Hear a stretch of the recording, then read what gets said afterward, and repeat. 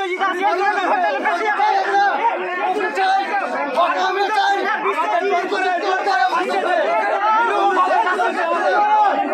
আমরা কিছু জড়িত ছিলাম না, আমরা জানি না কি কি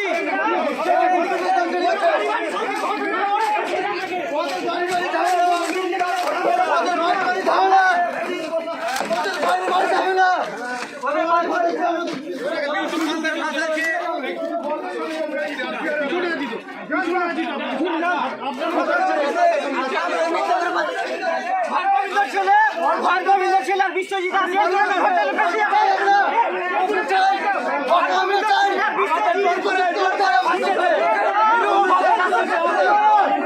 আমরা কিছু জড়িত ছিলাম না, আমরা জানি না কি কি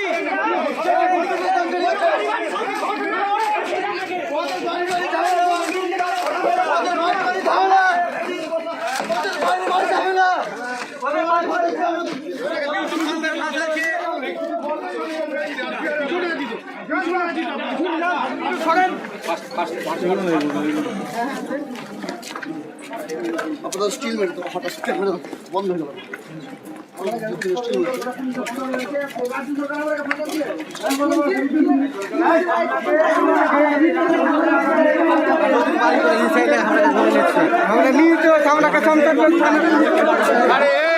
এটা আমাদের যা আমাদের এখনো পর্যন্ত আমাদের স্ট্যাটিস্টিক্স আছে তাতে ইন্ডিয়ার সেকেন্ড মব লিঞ্চিং এর মামলা এবং রাইটিং এর one of the first case যেখানে আমরা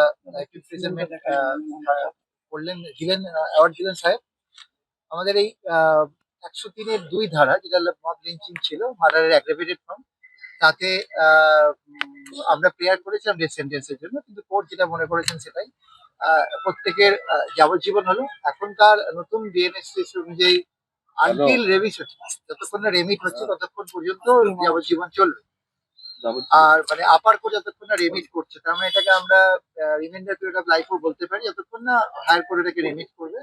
ডাকাতির জন্য সে 10 বছর, হাউস ট্রেসপাস এই আরেকটি অফেন্সের জন্য 10 বছর, এবং রাইটিং যেটার জন্য 5 বছর, এবং 5,000 করে ইচ প্রত্যেকটা সেকশনের জন্য ইয়ে দেওয়া হয়েছে, পেনাল্টি দেওয়া হয়েছে।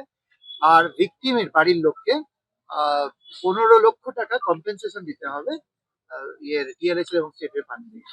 এই হচ্ছে আজকের রায়। আমরা এই পুরো মামলাটাতে 38টা সাক্ষীকে এক্সামিন করেছিলাম এবং ভলিউমিনাস রেকর্ড ছিল। এপ্রিলে মামলা শুরু, মানে ঘটনাটা ঘটে, চার্জশিট ফাইল হয় উইদিন 2 মান্থ, এবং তারপর আমাদের চার্জ ফ্রেম হয়ে যায় উইদিন এ মান্থ, এবং তারপর থেকে আমরা 38টা সাক্ষী এক্সামিন করেছি 2জন আইওকে সঙ্গে নিয়ে।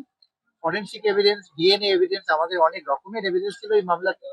যেমন ধরুন আমাদের দেখা গেছে যে পিওতে আমাদের যে ব্লাড পাওয়া গেছে সেটা ভিকটিমের ব্লাডের সঙ্গে ডিএনএ ম্যাচ হয়েছে, এবং আমাদের এই মামলাতে আমরা 5 জন আইউটনেসকে রিপোর্টে এনেছিলাম, এবং তারা ক্লিয়ারলি বলেছেন কিভাবে নৃশংসভাবে বাবার ছেলেকে খুন করা হয়েছে, এবং সেই জন্য ইনফ্যাক্ট আমরা সেটের তরফে পুনাওয়ালা জাজমেন্টটা দিয়ে আমরা সেন্টেন্স দিয়েছিলাম।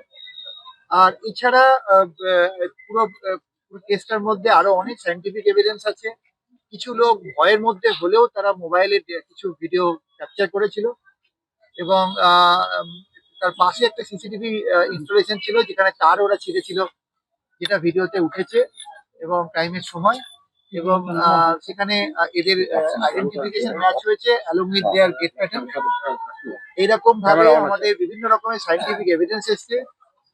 একটা ঘটনার পরে একটা নৃশংস ভিডিও আপনারা জানেন যেটা ভাইরাল হয়েছিল মিডিয়াতে, সেই ভিডিওটা আমরা এভিডেন্স এনেছিলাম, এবং মারা যাওয়ার আগে ওনার ছেলে যে চাইল্ড করেছে যে কিভাবে কারা মেরেছে সেগুলো আমাদের সামনে ফুটে এসছে, এবং এতগুলো এক্সিবিট এত কিছু দেওয়ার পর আমাদের এই 13 জনকে যাবজ্জীবন দেওয়া হলো, এবং 10 বছর করে আরো পানিশমেন্ট হলো ডাকাতি, ট্রেসপাসিং, এবং 5 বছর দেওয়া হলো আমাদের ওই রাইটিং।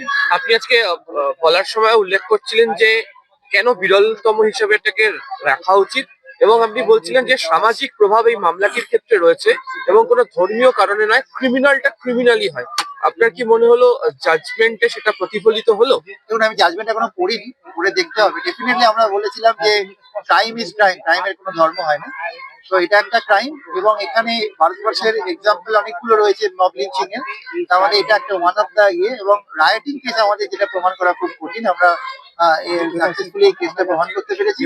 এবার আমরা আমাদের পুরো ফ্যাক্টটাকে বিভিন্ন জাজমেন্ট গুলো দিয়ে দাঁড় করিয়েছি। এবার জাজমেন্ট তো আমাদের হাতে থাকে না, কিন্তু আমরা এটা বিচার করে দেখবো সরকারের তরফে আমাদের কি হয়, তারপর আমরা ডিসাইড করবো। তবে আমরা অবশ্যই এরকম নই, কারণ আমাদের দুটোই অপশন খোলা ছিল, একটা হচ্ছে যাবজ্জীবন অথবা ডেথ।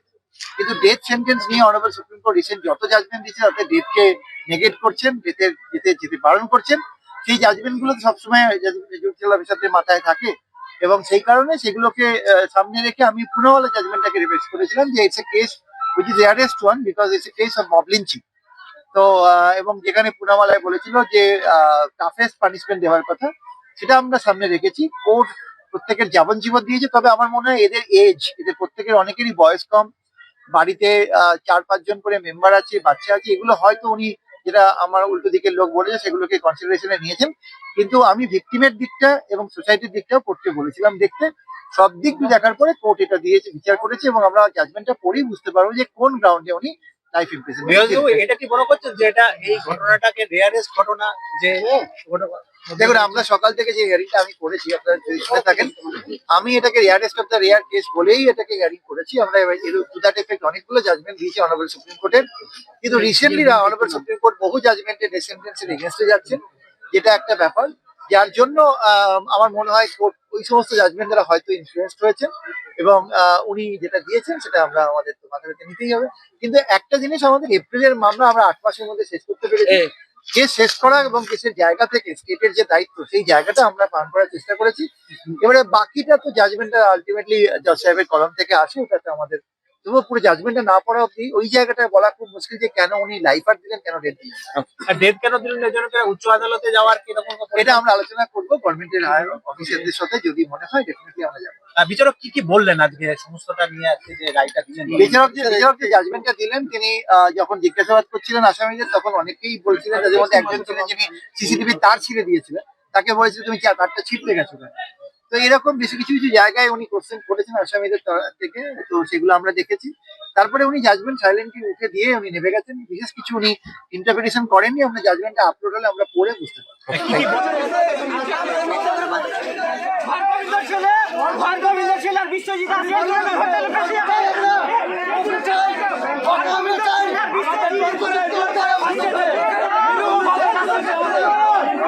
আমরা কিছু জড়িত ছিলাম না, আমরা জানি না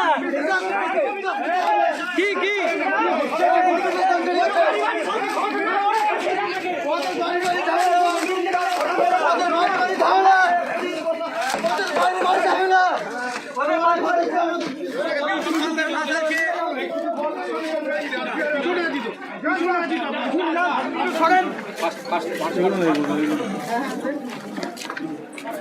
আপনারা স্টিল মেরে তো হঠাৎ ক্যামেরা বন্ধ হয়ে গেল।